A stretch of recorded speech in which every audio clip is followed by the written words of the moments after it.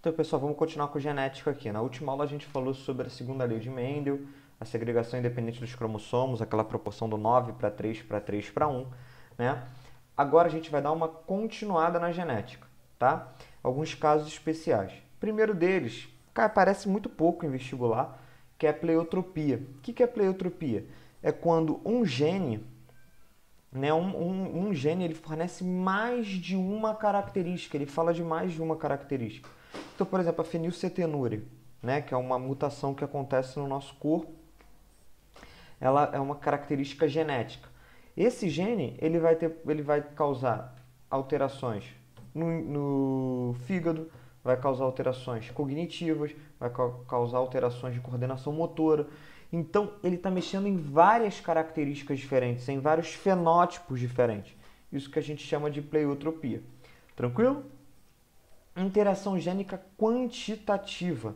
O nome já está dizendo, quantitativa está relacionada à quantidade. Até o momento a gente estudou a qualidade dos genes, ou seja, o que esse gene vai proporcionar, qual é a característica que ele vai proporcionar. Na herança quantitativa, a gente vai estar falando do que a soma desses genes vão proporcionar. Como assim, Vinícius? Não entendi. Ó, é como se fosse um efeito aditivo desses genes. Vou colocar um exemplo aqui para ficar mais fácil para você. O gene azão faz o seu corpo produzir muita melanina. Então, seus olhos ele fornece mais melanina nos olhos, a coloração dos olhos fica mais escura, um castanho muito escuro. O bezão também ele produzir muita melanina. Então, tanto o azão quanto o bezão produzem muita melanina. O azinho e o bezinho, eles produzem pouca melanina.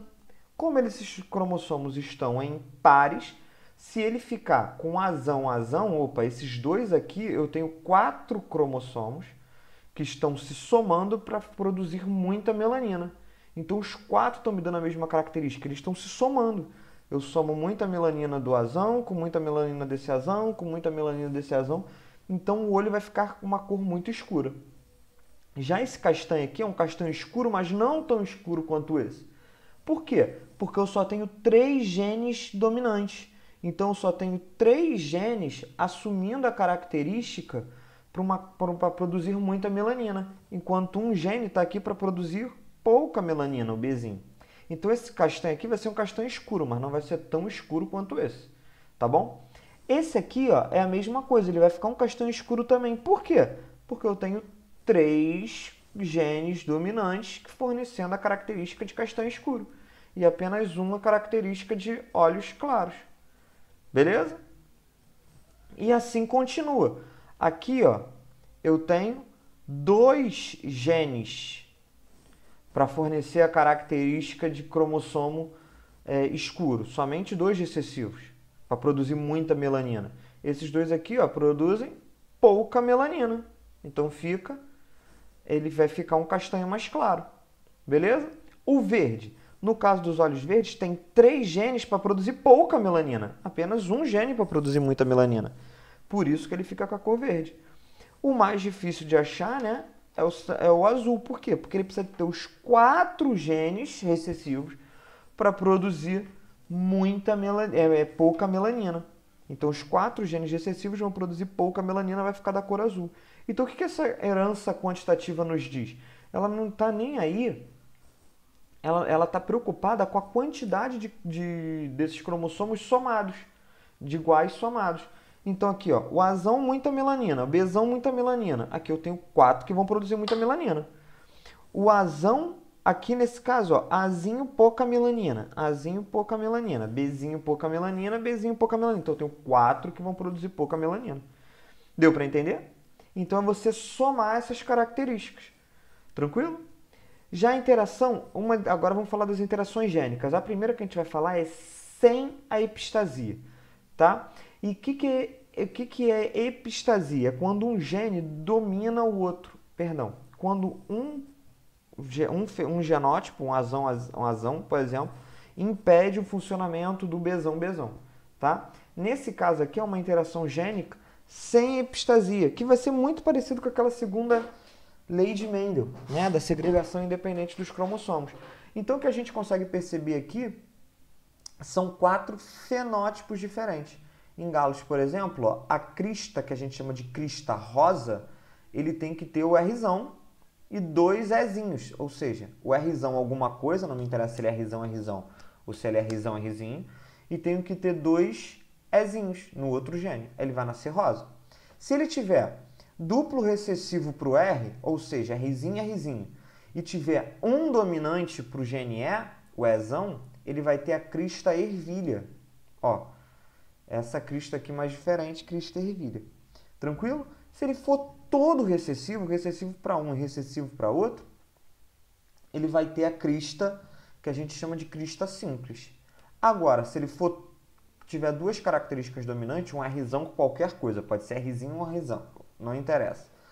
Um Ezão com outro qualquer coisa, pode ser Ezinho ou Ezão, ele vai ter essa crista nós aqui. Ou seja, vai ter aquela mesma proporção que a gente já viu lá na aula passada da segunda lei de Mendel.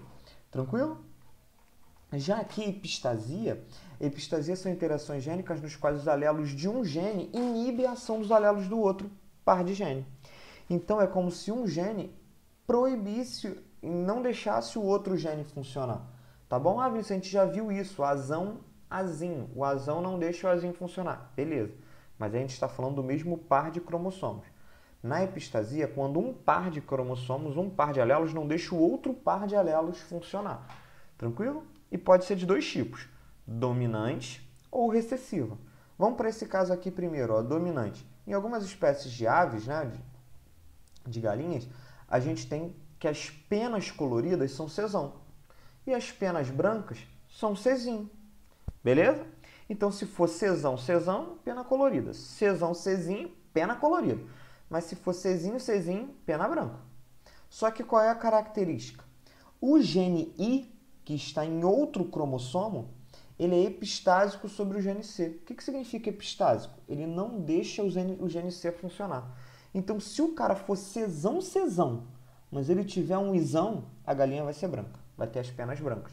Por quê? Porque ele não vai deixar a coloração aparecer. Tranquilo? Então, se aqui ele for Czão, se ele for Izinho, aí só vai poder ser colorida se ele tiver 2 genes Izinho. Porque se tiver um Izão, já sabe que vai ser branca. E aí, para ser colorida, ela vai ter que ser Izinho, e tem que ter um Czão. Porque se for Izinho e for Czinho, ela vai nascer branca também. Tá bom? Então, o Izão não deixa o Czão funcionar, não deixa o cromossomo C funcionar. Tranquilo? Cromossomos são alelos independentes, são alelos separados, só que um não está deixando o outro funcionar. Um inibe o outro. Como um único é o suficiente, ou seja, se eu tiver um único gene Izão, já é o suficiente para bloquear, a gente diz que esse caso aqui é dominante. Tá bom? Para os cachorros, ele vai ser diferente. Ó. Nós temos 3 tipos de pelo de cachorro para o labrador. O preto, né, o caramelo e um que a gente chama de dourado. Tranquilo? E repara comigo, ó, a cor preta tem que ser Bzão, Ezão. Tá? Ele tem que ter o Ezão para ter a cor preta. Agora, se ele for Bzinho e tiver o Ezão, aí ele já vai ser marrom, né? Que a gente chama de caramelo, marrom. Tranquilo? Agora, se ele tiver o duplo Ezinho, ele vai ser dourado. Então, ele só é dourado se tiver o duplo Ezinho. Se ele tiver o duplo Ezinho, não interessa se ele vai ser Bzão. Ele vai ser dourado. Deu para entender? Se ele tiver Ezinho, não me interessa se ele vai ter Bzinho, ou se ele vai ser Bzão, não me interessa, eu já sei que ele vai ser dourado. Tranquilo? Foi? Então, nesse caso aqui, recessivo, epistasia recessiva, nesse caso, epistasia dominante. Linkage. Galera, linkage a gente vai dividir em 2 aulas, tá? A galera tem um medo dessa parte aí de linkage, até porque foge um pouco da nossa proporção, do que a gente costuma fazer. Mas não é muito difícil não, o raciocínio que é só um pouquinho diferente. Pouquinho, tá? Por quê? Até então, na segregação independente dos cromossomos, a gente falava assim, ó, o cara tinha um cromossomo com gene Azão, o cara tinha um cromossomo com gene Azinho, tinha um cromossomo com gene Bzão, tinha um cromossomo com gene Bzinho. Esses alelos estavam em cromossomos separados, concorda? Foi isso que a gente estudou até agora. Ou ele podia ser Azinho, Bzinho, Bzinho, Bzinho, eles estavam separados. Esses cromossomos esses alelos estão em cromossomos separados. Isso que a gente estudou na segunda lei de Mendel. Esse pedaço daqui a gente já viu, segunda lei de Mendel. Porém, existe a possibilidade do gene Azão estar no mesmo cromossomo do gene Bzão, como é nesse caso. Então, toda vez que esse cromossomo for doado para formar o gameta, esse gameta ele vai ter que levar junto o Azão e o Bzão. Aqui não. Quando o Azão for doado, eu posso doar o Azão e posso doar o Bzinho. Vai na sorte, né? É sempre um dos dois pares de cromossomos, um desse par aqui, ou Azão ou Azinho, vai ser doado. Um desse par, ou Bzão ou Bzinho, vai ser doado. E na espécie humana isso vai acontecer nos outros 23 pares de cromossomos. Isso na segregação independente dos cromossomos. No linkage, significa que eu vou ter esse Azão e esse Bzão no mesmo cromossomo. Então, eu tenho dois genes, dois alelos, no mesmo cromossomo. Então, quando eu for doar um, necessariamente eu tenho que doar o outro. Por isso, eu tenho menos fenótipos disponíveis. Porque um depende, quando eu vou doar um, eu tenho que doar o outro junto, porque eles estão grudados uns nos outros. Tá bom? Quando a gente vai representar, geralmente a gente representa, né, a questão de segregação independente, a segunda lei, a gente representa, né, o Azão, perdão, a gente representa ó, Azão, Azinho, Bzão, Bzinho, né? Para o linkage, a representação é um pouquinho diferente. Ela vai aparecer, ó, Azão, Bzão, barra, Azinho, Bzinho. Por quê? Porque um único gameta vai ter que ser Azão, Bzão, e um único gameta vai ter que ser Azinho, Bzinho. Tranquilo? Então, eu estou pegando o Azão, Bzão daqui com o Azinho, Bzinho daqui. E aí, eu tenho que representar Azão, Bzão, barra. É comum aparecer duas barras, tanto faz. Azinho, Bzinho. Tranquilo? Então, qual é a diferença do linkage para a segregação independente? Na segregação independente, que é esse caso, os alelos estão em cromossomos diferentes. No linkage, eles estão no mesmo cromossomo, que é esse lado. Então, na hora que for fazer a doação, ele vai ter que ir junto, tá? E aí existe um outro problema, que é o linkage associado ao crossing over. Eu sei que a gente ainda não aprendeu, a gente ainda vai estudar sobre meiose, que é uma divisão celular para a formação dos gametas. Então, nós temos 46 cromossomos. Os nossos gametas, no homem o espermatozoide, na mulher o ovócito secundário, óvulo, né? Para quem ainda não chegou nessa parte, vão ter 23. Então, nossas células têm 46. Os gametas têm 23. Eu tenho que reduzir ele a metade. Para isso, existe um processo chamado meiose, que a gente ainda vai estudar melhor. Na meiose, o que acontece é o seguinte, eu tinha um gene A, B. Tá vendo? Um cromossomo A, B. Ele se duplica, por isso que ele fica com essa cara de X. Cada perninha dessa daqui do X representa um cromossomo que está unido, ele está duplicado. A gente chama de cromátides, a gente ainda vai aprender melhor. Então, esse aqui seriam os cromossomos que você recebeu do seu pai. Esse aqui, representado rosinha, os cromossomos que você recebeu da sua mãe. Até aí, tranquilo? Só que na hora que vai acontecer o crossing over, ocorre uma troca das perninhas. Olha o que aconteceu aqui. Está acontecendo uma mistura e uma troca das perninhas. Esse Bzinho que era da mãe veio parar aqui no pai. E o Bzão do pai veio parar aqui no cromossomo da sua mãe. Olha que sinistro. E isso aqui ó, vai se quebrar. Quando isso aqui se partir ao meio, quando isso aqui se partir ao meio, ó, vai se partir ao meio. Pá. Quando isso aqui se partir ao meio, vai ficar Azão, Bzão, Azão, Bzinho. O cromossomo vai ficar diferente do que era antes, ó, porque se a gente partisse ao meio aqui, ó, ele estava Azão, Bzão, Azão, Bzão. Do lado de cá, se ele partisse ao meio, ó, ia ficar Azinho, Bzinho, Azinho, Bzinho. Quando depois que tem o crossing over, ele vai ficar Azão, Bzão e Azão, Bzinho. Opa, esse Azão, Bzinho aqui está diferente do que estava anteriormente. Tranquilo? Isso acontece por causa do crossing over. Do outro lado, a mesma coisa. Se a gente partir ao meio aqui, ó, pá, vai ficar Azinho, Bzão, Azinho, Bzinho. Opa, se você reparar, esse lado aqui, está diferente do que estava antes. Tá bom? E aí, o que é importante que você entenda? O crossing over, ele acontece ao acaso, na sorte. Ele acontece na sorte, ao acaso. Ou seja, pode acontecer nessa parte daqui, pode acontecer nessa parte de cima, pode acontecer no meio, pode acontecer embaixo, pode não acontecer. Então, ele é na sorte, ao acaso. E aí, o que a gente consegue perceber nisso daí? A gente consegue traçar algumas características? Sim. Isso aqui, ó, é o mais importante para você fazer as questões de linkage, que a gente vai fazer num próximo vídeo aí para frente. Tá bom? Então, na sua apostila para essa semana, tem lá os exercícios de linkage, não começa a fazer eles ainda. Vamos acabar na próxima aula. Mas o que é importante você perceber? Repara que Azão, Bzão, se a gente for olhar para esses cromossomos aqui após o crossing over, repara que, ó, esse cromossomo aqui, ó, Azão, Bzão, ele era igual ao que tinha anteriormente, concorda? Mesma coisa, ó, esse Azinho e o Bzinho, ele era igual ao que tinha antigamente, antes do crossing over. Ele não teve mudança.